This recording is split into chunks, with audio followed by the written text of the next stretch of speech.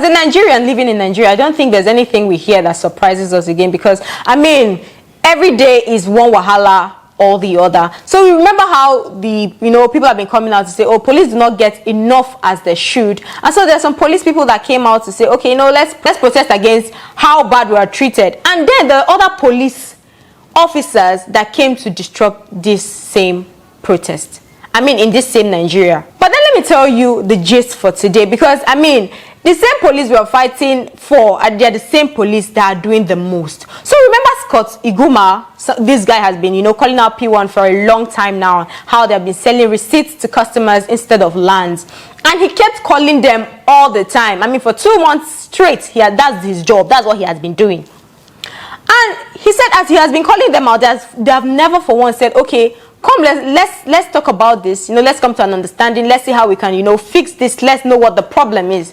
They didn't call him, nothing. Only for him to just chill one day, and he saw, a police request. I mean, they were calling him for questioning, to know more about the whole situation. And he said, since they sent him that, that's on a Sunday, he told them that, it's too prompt. I can't, that just because you're sending me that I just stand up and go. I mean, you give me, a few days interval. And he kept going back and forth until finally he said he decided to go. And according to him, he went hungry. He had not eaten. He just said, okay, let me just go, since, I mean, it's not going to take time. I mean, it's just questioning now, Abi. So when he went to the police station, they're like, why are you being such a hard nut to crack? I mean, we've come to do you know these people? He said no, he doesn't know them. And then the police officer said, oh, these are P1 staffs. I said, oh, this is the first time I've seen them. They've never come to me. And they went ahead to say, okay, those 130 names you say you have that P1 did not give lands to, let's have those names. And he said, why? And according to him, he said the police said that was because P1 wants to settle those people, because they're owing over 1,000, a bit 2,000 people, so that if they might be able to settle a few, and those 130 people might be left out. So they want to settle those 130 people first. And he said, no, if P1 wants to really settle, they should just settle everybody at once. And while it was going, up and down, they're trying to, come to an agreement. And he said, no, this is not the kind of agreement I want. P1 has to take responsibility for what they have done. And he said, all of a sudden, an IPO came, gave him, something to sign. And he said he's not going to sign it. And they kept forcing him. He said he can't sign what he has not read. Or let his lawyer go through it and, read it before he can sign. But they said no. And somehow, they asked him to, pull his clothes, and he was pushed into cell. Just like that. Someone that was brought for questioning became a criminal. So when he got into the cell, he said he was calm, to see what was going to happen. He had not eaten. So he said somebody came that was supposed to buy food for the prisoners. He came around and people gave money. He gave the sum of 2,000 naira to get water, Nutri-Milk, and bread.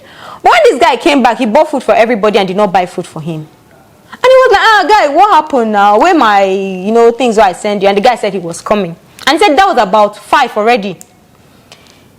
His food did not come till Coco P came around 10 to see him. That was when he said the first time, immediately he saw Coco P. The thing he said was, because Coco P was holding a bottle of water. So he said, please give me your water. And then the police officers there said, no, they should not give him.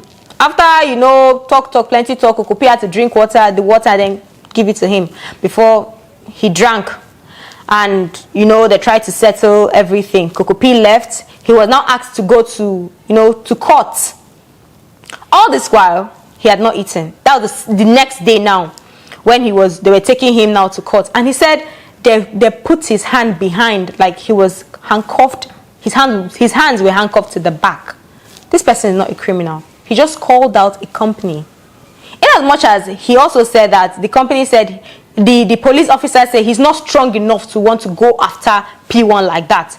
It doesn't mean that they have to treat him like a criminal just because he wants justice.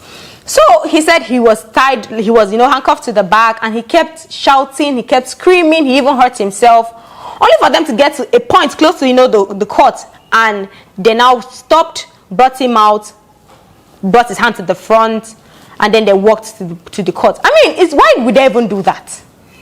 And when he was, shouting, they told him that it's because he doesn't want to cooperate. Is the police supposed to be fighting injustice or they're supposed to be backing it up. Because this person is not a criminal. I came to you with evidence, and then you're not treating me like a criminal. And so when you even got to, you know, the court and everything was settled, somebody in the court that saw that he was even about to faint wanted to give him water. But the police said no, that he's not supposed to take water. Nothing. I mean, if they say the police is your friend, if they say, oh, we're supposed to go to the police for problems, you know, I mean, the police is the person the police is the first you can talk to immediately, and they're acting this way, it means the country is not safe at all now. It's not safe. P1 is at fault. If you want to investigate, why not investigate this whole issue? Which one is bring the 130 names for them to pay so that the matter will die, so that everything will settle, so that, you know, it doesn't make sense. The more we try to understand this country, the more crazy things keep happening. So now Scott has said that now it's no longer a fight, oh. Now it's a movement. That this one he has been calling them out for the past 2 months is just joke. Now this is where the real problem starts. By my own opinion, I feel like P1, you know you're at fault. Why are you trying to silence this person? And again, the police that has this case, now this case has gone to you, you're still saying the person should cooperate. What about people's money? I mean, people spend money to own properties, you know, to be comfortable.